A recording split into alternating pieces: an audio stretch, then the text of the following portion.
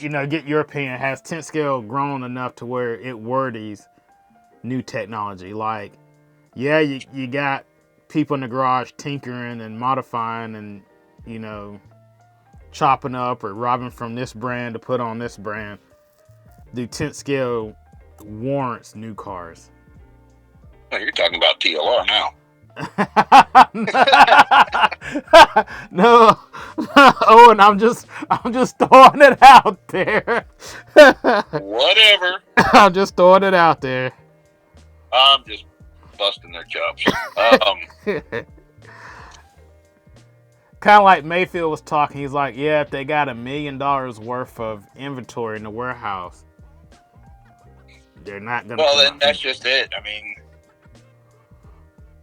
we all complain about, oh, we want to do this, we want to do that, but people don't realize the business side of it. And I don't know anything about the business side of it other than from the people that I've talked to that are in the business.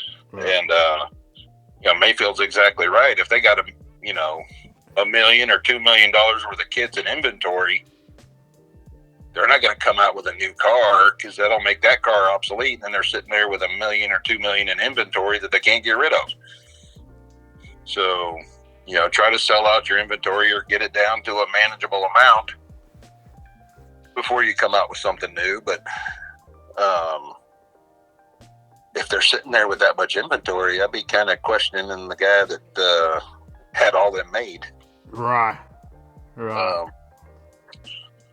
Or questioning the design from the get-go. Was it the correct design to do? Right. But because if the kits, when the kit first came out, or a kit first comes out, it's like the best. Like, it has the new technology and everything, and they can't even keep these kits in order. Like, they can't even keep them in stock. Right. But then over time, where the other brands have, caught up, now I don't know, I think, probably from that side, that's probably when you need to probably either start trying to thin out your kits, I guess, or I don't know. But yeah, that's from that business side of it. But A-Scale has done Endorph tent scale or Engulf tent scale. So you do see... Yeah. You do see that innovation. Sure, their 8-scale's so big right now. I'm sure they're trying to innovate as much as possible for 8-scale because that's where all the money's at right now. Yeah. And maybe at some point it'll come full circle. It'll come back to 10-scale again. Who knows? And if you go through all the classes of RC, probably the least innovative class is the 12 scale. What? 12 scale. I don't know, man. There's some badass 12 scale cars out there. Right. They've done some work on that stuff. Yeah. It ain't the RC10 or the RC12 associated car we used to run. Right. So what races y'all gonna hit this 24 season? Well, we're going to the Clash, kick it off this year. Right. And thinking about going to Wisconsin for the that first INS race in February. Greg Tenney's track. Yeah. Yeah. I'm really thinking about going there and maybe trying to hit some of the INS races across the country. Mm-hmm. I have that ability to fly, so it's like, why not use it? Right. I don't hardly ever fly anywhere, so I was like, maybe I will this year. I don't know. And then Palmetto Classic. I got a feeling this Palmetto Classic is going to be packed. That we need to make a point to go to that. I missed it. Well, you know what? I think that's around my anniversary. Ah. I think that's why I haven't been going the last couple of years, because it's... Wait a minute. Let me see. Yeah, the last time I went was 2020. Right. So it's right around my anniversary, and it's like, Here's, in preparation, because the following month is the Nationals. You got Palmetto March, and then Nationals April. Yeah, so I mean, Palmetto will be kind of like a warm-up race for nationals, kind of. Yeah. Yeah, like I think me and Owen was talking. I brought up the point of parking down there. Yeah. Yeah. He better come up with a plan. Yeah. And if I know Brent, he's probably already got it in the works. Yeah, he's already got this already down. This is like the least parking's like the least of his radar, Yeah, that's something about good old Brent. He'll have all his I's dotted and T's crossed, and before any event that he holds. Yeah. And if he misses something, he fixes it. Right. And the good thing is he's what Roar's racing director or competition. I don't know how that worked. Yeah, I think he's the competition director now. Okay. Convenient. Yeah. So does that mean he's gonna be going to all the Roar races? I can't see him going to all the Roar races. I don't know. I don't know what he would do, to be honest with you. Right. And like with Brent, the rules isn't gonna change. His rules is the rule, and that's it. And that's the beauty of Brent right there. Yeah. It's like, at Masters this year, that track was a beast. And that's Masters. That's Masters, yeah. It's not a track ever meant to be easy. Right. He makes that track so whoever wins, you earned it. Right. So it's pretty cool. I mean, it was just, I don't think anybody ever got a clean run. Right. But he didn't waver from his rules. Nope, and that's what we love about him. And another cool thing about his event is he always used the same tech guy or the same tech equipment. Yeah. Like the tech guy he has for the last, I don't know, the years I've gone has always been a super cool guy. I don't know his name. I just know he's got glasses. Paul Winslow. Okay, yeah, super cool. Give us a shout out for Paul. He does a hell of a job. Yeah. He don't take shit from anybody. Nah. And he's fair. With everybody. So if you don't like it, yeah. And that's the whole thing about that event. It's Brent don't wait. If the tech guy makes a decision, Brent's going to back the tech guy up. Right. Unless it's a blatant miss. Right. Brent's going to back that guy up 110%. Unless it warrants something else warrants otherwise. But that's what I love about that race too. Yeah. I don't know if Paul does other races, if he does tech at other races or not. I just always see him at Masters. No, he's a good dude. He's cool to sit and talk to for a little while. Yeah. Is he from Georgia? Where is he from? I think he's from South Carolina, but I'm not 100% on that. So anybody watching or listening or whatnot, if y'all want a good tech guy for your event, reach out to Paul Winslow. I don't know if he does it like for other events, but it's worth a try. Yeah. You go to some of these events and they have a different tech guy every year, and one year they might say this is not good. Next, they have another tech guy that might let it slide. Yeah, that is not good for anybody right there. Right. All the way around, you just need to be consistent. Right. I'll put in my vote. Paul Winslow, professional RC tech guy. Right. So what tires are you going up there with the Clash? I can't tell you that. Oh, okay. Sorry. What are you thinking?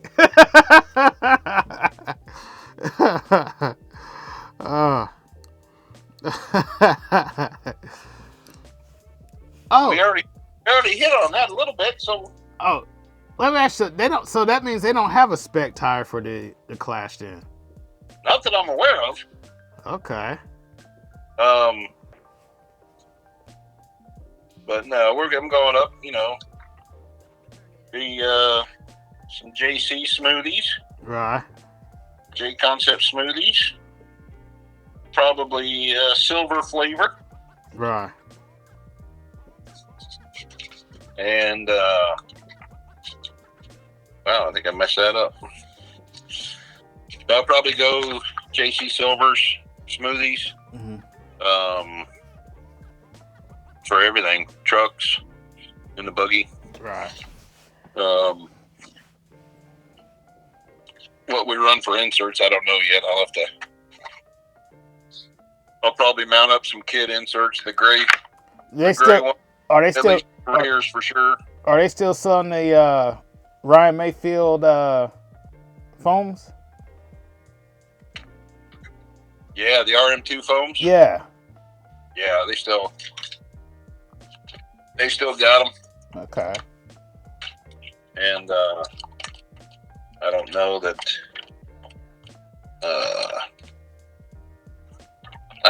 Depends on what those front tires do. Those stiffer front tires. Right. Like I said, I'm going to mount up just at least the first set with the kit foams in them, and then we'll go from there. Right. Yeah. We're popping the cherry on this motor here. There you go. Speaking of tires, some of the compounds, like what the pros run, I have to run a compound like either less softer than what they run, because it's like they can push the car and get some heat in the tires more than I can. Oh yeah, I am. I agree 100% on that. Like, there's guys that'll run aquas, right? And they make them work, but I can't do it. Yeah, just that old man slow driver, I can't do it. Yeah, I can't get the heat going in them to generate that grip, But so like if they're running aquas, or if they're running silvers, I'll run a blue. Right. If they're running aquas on a track, I'll probably run a silver or still stick with the blue. Yeah. They're damn sexy. Trinity. Are they going to, if you found out anything on, like, I know a year ago or a couple years ago, like some of these companies will have their drivers run all their stuff. Trinity and Horizon's headed to where their drivers without it, have to run their stuff. It makes sense to do it. Right.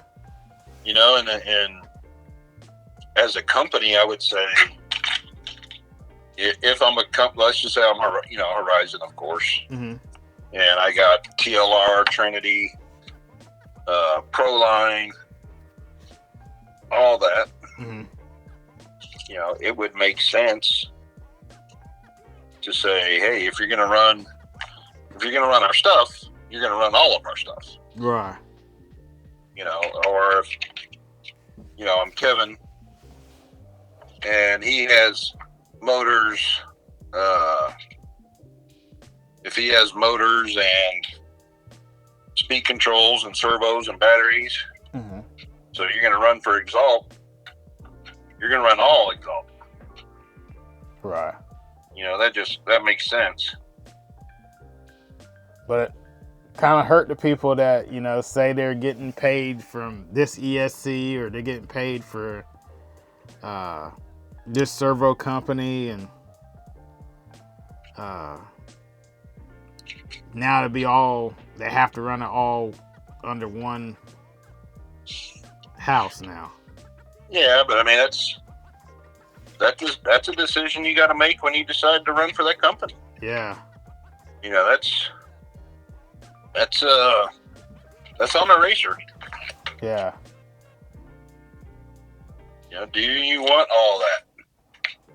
I still think Spencer, Ty Testament, and Mayfield have the best lot to where they're running for, I think, A main, and they're running the Protec batteries and Protec servos.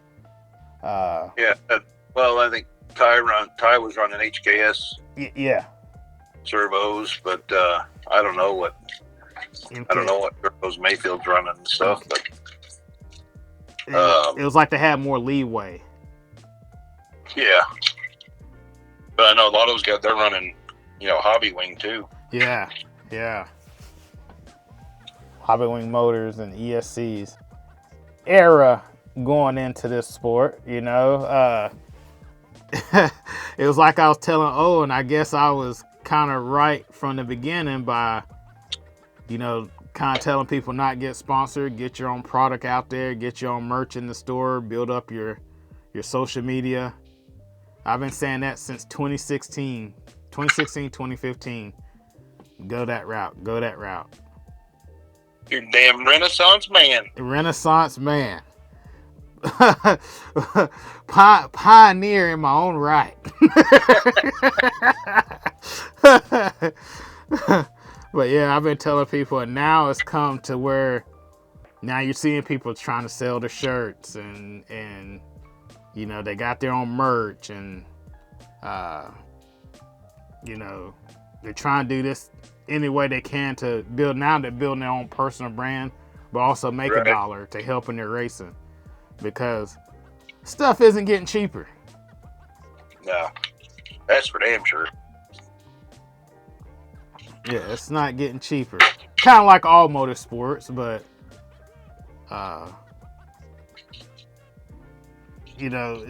motorsports now, it's like the guys you see up front or out there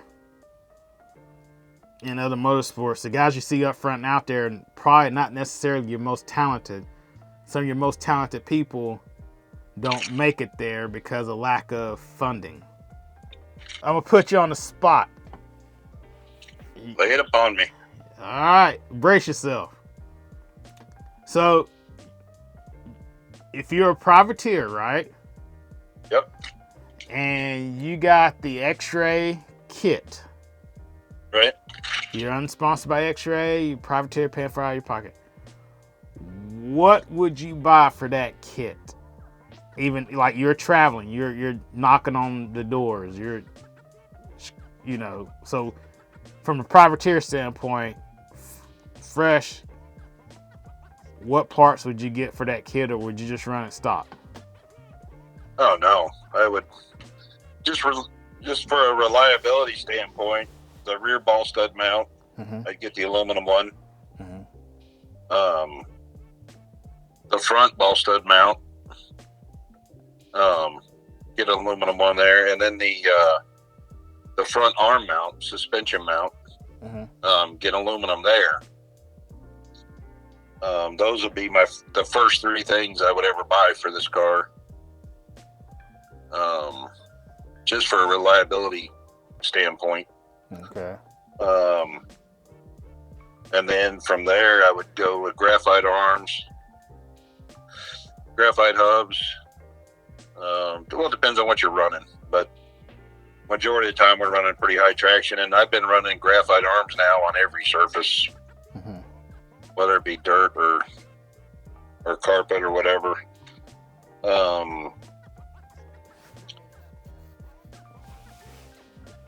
Yeah, the hard or graphite rear hubs, steering blocks, and front hubs. I would get all graphite or hard. So you leave the steering rack alone? Well, I'll let you know. Okay. Because this is a new steering. But I do like the aluminum rack. Right. Mainly because, the ball studs that screw into there, I don't like screwing them into the plastic. I think it's just it turns out to be a weak spot sooner or later. Yeah, I've snapped a couple plastic steering racks. So I did place an extra parts order, and I did not get that, and I'm a little nervous. But I figure, well, if I'm not wrecking, I should be okay. Right. And they did that track walk. Track looks pretty good. It shouldn't be too difficult. Mm-hmm. So hopefully I won't be wrecking. Right. But yeah, the aluminum steering, that's depends on how you want your steering to feel. But I would say the aluminum steering rack for sure. And then probably the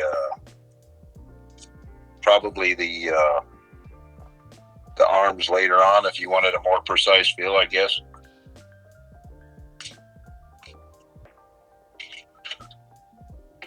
Right.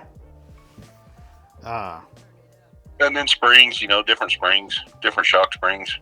I wonder if I think I might have asked this question like with other spring manufacturers like the One Up or Associated, will these springs work on the new car since the new Xray car has 13.2 millimeter shock bodies? Yeah, they'll work. Okay. You might have to use their perches or bend the lower coil in a little bit to fit on our perches because we still have the 12 mil perch. Oh, okay. So the Xray springs are conical, so the bottom of the spring tapers in a little bit. Right. Which I'm thinking I don't know if that'll act as more of a progressive spring or not. I